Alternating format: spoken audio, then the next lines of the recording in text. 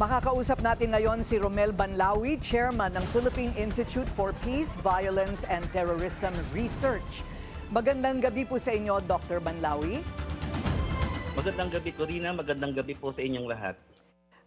Kagulat-gulat ba talaga na hanggang sa modernong panahon ngayon ay mayroon pa ring hate para sa Jewish community around the world at particular ito pong nangyari po na massacre sa Bondi Beach? Para po sa akin, hindi po ako nagugulat sa pagpapatuloy ng hate feeling ng mga yan dahil nga magmula ng nagkaroon ng military activities ang Israeli government against Hamas sa Gaza, ay marami ng mga resistance against that military action at marami nakikipagsimpatya sa mga Palestinians na naapektuhan ng strong military actions from Israeli government. So itong mga kaganapan kamakailan sa mundo, parang nabuhay ulit. Nabuhay ulit yung alitan nilang dalawa. Oo, at hindi lang yan sa Israel, kundi worldwide po yung nag-resonate yung ganyang klaseng alitan. Maski rin dito sa Pilipinas, may mga Muslim din na nakikipagsimpatya sa kalagayan ng mga Palestinian sa Gaza. Okay, how relevant is the information that itong mga gunmen ay galing daw po dito sa Pilipinas? Yun nga po ngayon ang tinututukan ko ngayon ng aking research interest, kung ano ang kadahilanan kung bakit sila pumunta sa Pilipinas bago nila isagawa ang kanilang terrorist activities sa Sydney, sa Bondi Beach. So, pero ang pagkakaalam natin na ang Pilipinas ay kilala sa mga Australian militants bilang training ground for terrorist activities.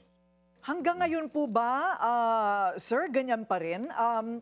Parang matagal ko nang hindi naririnig yan, pero itong ISIS group ay may presensya talaga sa Pilipinas?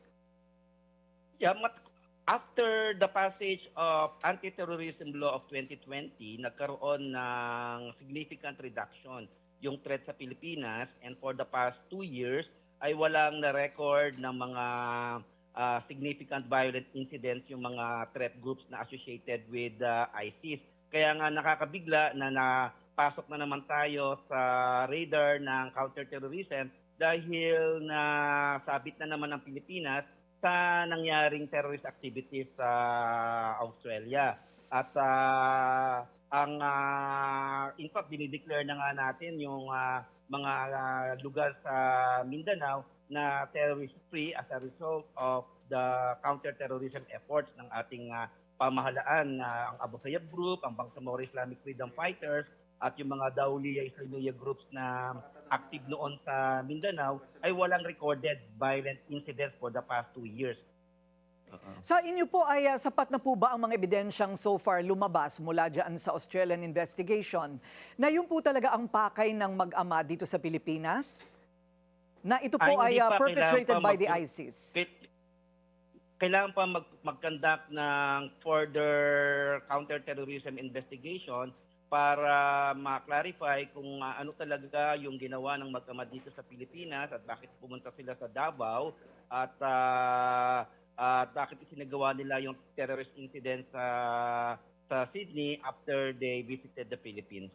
So kailangan this warrants a serious counter-terrorism investigation to really find out kung ano talaga ang naging papel ng Pilipinas sa nangyaring terrorist activities sa Sydney. Maraming salamat po sa inyong oras, Philippine Institute for Peace, Violence and Terrorism Research Chairman Romel Banlawi.